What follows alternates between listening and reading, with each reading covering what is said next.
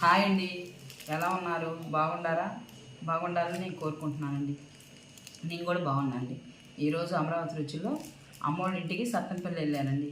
అక్కడ ఫేమస్ బిర్యానీ చాలా అంటే చాలా బాగుంటుంది. జ్యూసీగా ఉంటుంది బిర్యానీ. ఇది వచ్చేటప్పటికి 180 రూపాయలు బిర్యానీ. మజ్జిగ చారు, కలియా, గోంగూర, నిమ్మకాయ ఇచ్చారండి. బిర్యానీ ఈసారి చూపిస్తానండి ఎలా ఉంది. చాలా అంటే చాలా బాగుంటుంది, టేస్ట్గా ఉంటుందండి. ఇది 180 రూపాయలు. ఇవాళ శుక్రవారం అండి, అందుకని ముట్టుకోవటం లేదు, అందుకని ముట్టుకోవటం లేదు. చూసారా ఎన్ని పీసెస్ వేసారో? దమ్ బిర్యానీ. ఇది చికెన్ దమ్ బిర్యానీ. ఇది 180 రూపాయలు. చాలా అంటే చాలా బాగుంటుందండి. జ్యూసీగా ఉంటుంది బిర్యానీ. ముక్క కూడా భలే జ్యూసీగా ఉంటుంది. మనము మళ్ళీ ఏపుడు తీసుకోవాలంటే 100 రూపాయలకి 6 ముక్కలు ఇస్తారండి. ఏపుడు 10 పీసెస్ ఇస్తారండి. ఇలాంటి ముక్కలు 100 రూపాయలకి. ఇది వేరు. ఈ 100 రూపాయలు 10 పీసెస్ ఇస్తారు. ఈ పీసెస్. ఇది మాత్రం దమ్ బిర్యానీ 180 రూపాయలు.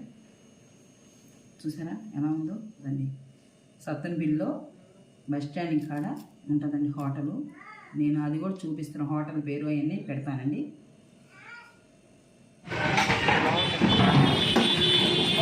పెట్టినా కూడా క్లిక్ అయితే బాగా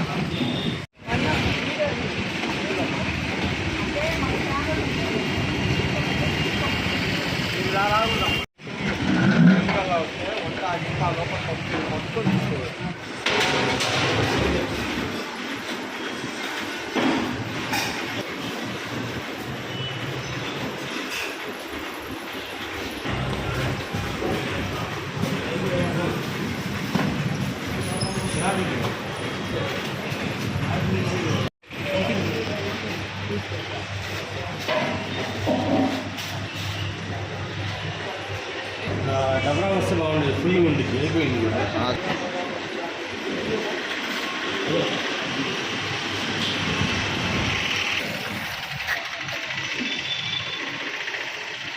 ఇవాళ షాపింగ్ కూడా చేశానండి. సత్తెనపల్లి వెళ్ళి అమ్మోళ్ళ ఇంటికి వెళ్ళినప్పుడు దారిలో షాపింగ్ కూడా చేశాను.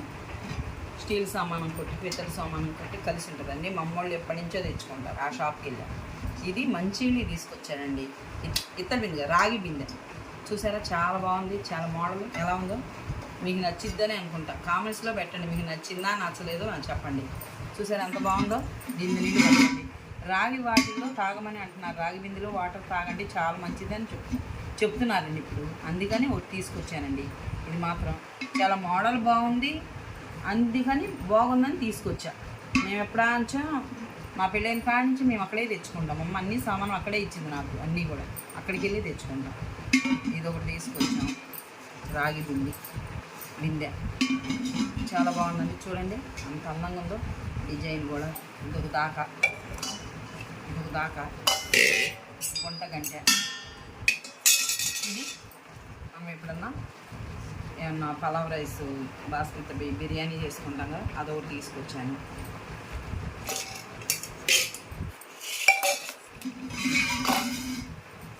దారిలో బొబ్బాస్కాయలు కొట్టినారండి. కేజీ 30 రూపాయలు. ఒక 3 కేజీలు తీసుకొచ్చానండి.